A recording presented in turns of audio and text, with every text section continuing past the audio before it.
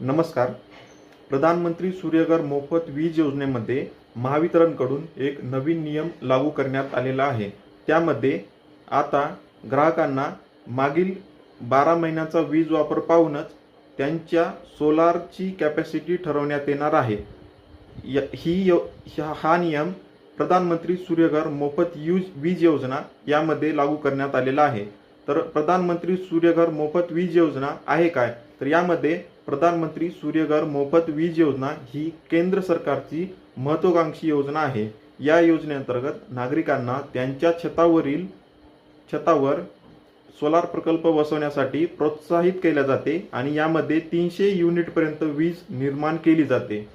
तर त्यामध्ये या अगोदर ग्राहक त्यांच्या मनाप्रमाणे 2 किलोवॅट, 3 किलोवॅट किंवा त्यापेक्षा अधिक क्षमतेचा सौर प्रकल्प बसवू शकत होते. पण नवीन नियमानुसार त्या मागील